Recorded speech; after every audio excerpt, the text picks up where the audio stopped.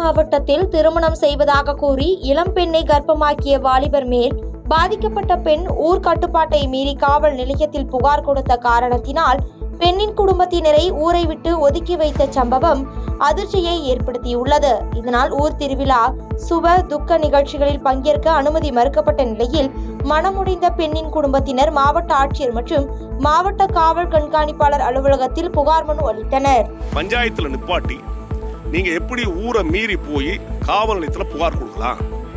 ஊர்ல நாங்க சொன்ன பிறகு எங்களை மீறி போய் நீங்க ஊர்ல சொல்லாம ஊருக்கு தெரியாம நீங்க போய் காவல் நிலையத்தில் புகார் கொடுத்தது தவறு.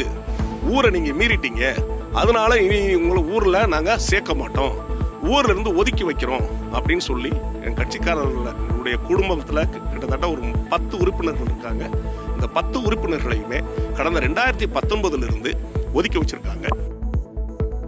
விருதுநகர் மாவட்டம் ராஜபாளையம் அருகே விளைநிலத்தில் புகுந்து சேதம் ஏற்படுத்தியதாக கூறி காட்டுப்பன்றியை வேட்டையாடிய 4 விவசாயிகளுக்கு தலா 10,000 ரூபாய் அபராதம் விதித்து வனத்துறையினர் நடவடிக்கை எடுத்துள்ளனர். மேலும் பாதிக்கப்பட்ட வனவிலங்குகள் பட்டியலில் காட்டுப்பன்றி இருப்பதால் அதன் மாமிசத்தை வனத்துறையினர் பறிமுதல் செய்தனர். தருமபுரி மாவட்டம் பாலக்கோடு அருகே குற்றவாளியை ஜாமீனில் விடுவிக்க லஞ்சம் வாங்கிய தலைமை காவலர் சுரேஷ் என்பவரை லஞ்ச ஒழிப்பு போலீசார் கைது செய்தனர். இதனைத் தொடர்ந்து லஞ்ச ஒழிப்பு போலீசார் சுரேஷை நீதிமன்றத்தில் ஆஜர்படுத்தி சிறையில் அடைத்தனர்.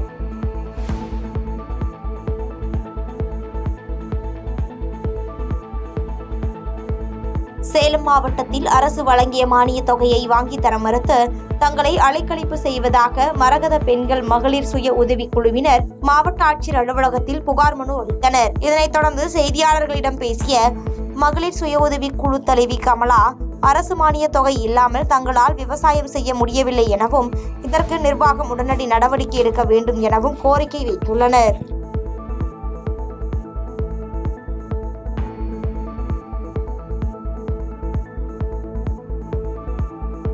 திருவள்ளூர் மாவட்டம் அதிகத்தூர் நரிக்குறவர் காலனியில் வாங்கிய கடனுக்கு அதிக வட்டி கேட்டு ரவுடிகள் கஞ்சா போதையில் தகராறு செய்வதாக மாவட்ட ஆட்சியரிடம் அப்பகுதி மக்கள் புகார் மனு அளித்துள்ளனர்.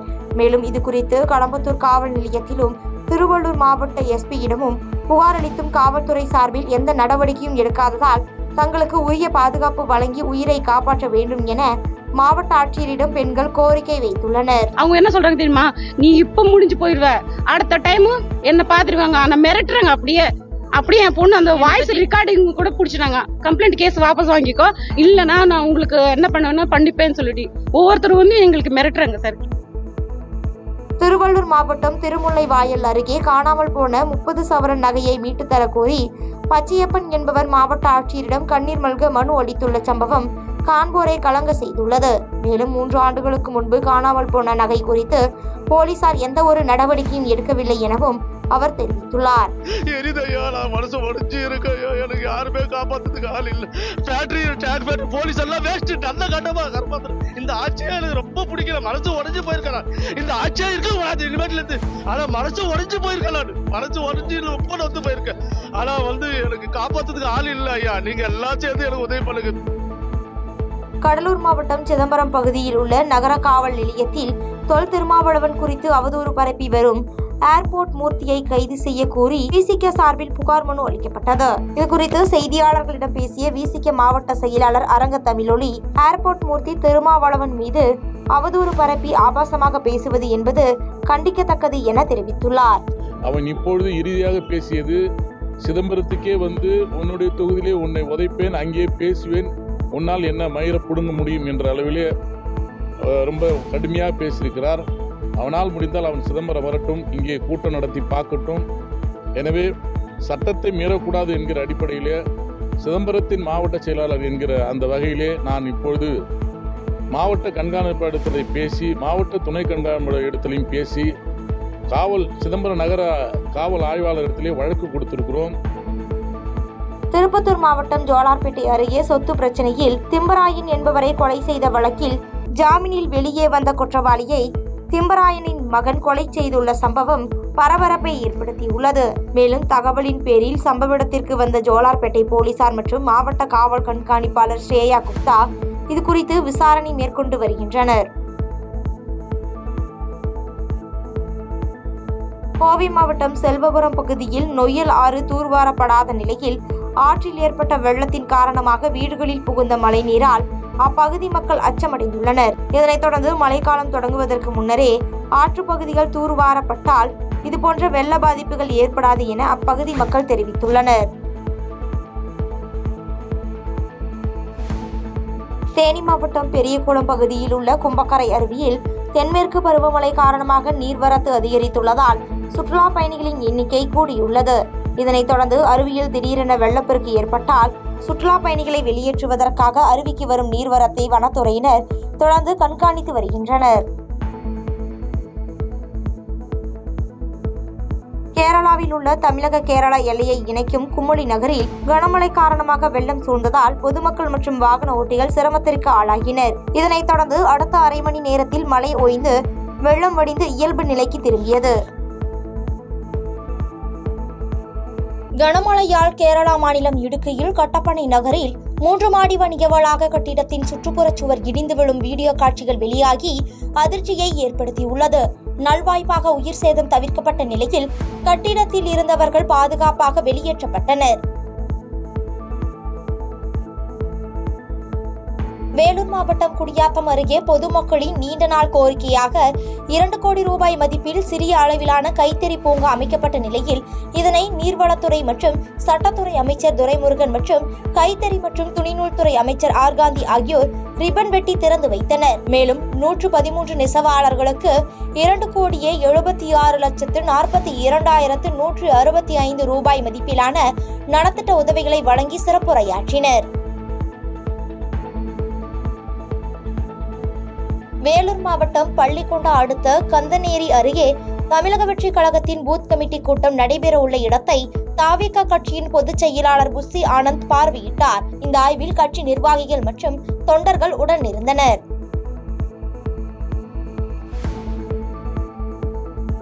வேலூர் மாவட்டம் கருகம்புதூர் அருகே மாங்காய் ஏற்றி வந்த மினி லாரி நிலை தடுமாறி சாலையின் இரும்பு தடுப்புகளில் மோதி கவிழ்ந்து விபத்துக்குள்ளானது.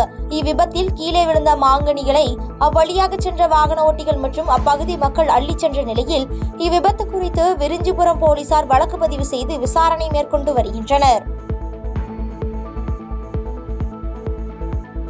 கிருஷ்ணகிரி மாவட்டம் ஊத்தங்கரை அருகே உள்ள அரசு மதுபான கடையில் முன்விரோதம் காரணமாக பீர் பாட்டிலால் தாக்கிய நபர் கைது செய்யப்பட்டுள்ளார். படுகாயமடைந்த கிருபாகரன் ஊத்தங்கரை அரசு மருத்துவமனையில் சிகிச்சைக்காக அனுமதிக்கப்பட்டுள்ள நிலையில் தாக்குதலில் ஈடுபட்ட சதீஷ் என்பவரை ஊத்தங்கரை காவல் நிலைய போலீசார் கைது செய்து ஊத்தங்கரை சிறையில் அடைத்தனர். மயிலாடுதுறை மாவட்டம் குத்தாலம் திரௌபதி அம்மன் ஆலய 106ஆம் ஆண்டு தீமிதி திருவிழா வெகு விமர்சையாக நடைபெற்றது. இதில் திரளான பக்தர்கள் தீமிதித்து தங்களது நேர்த்திக்கடனை செலுத்தினர்.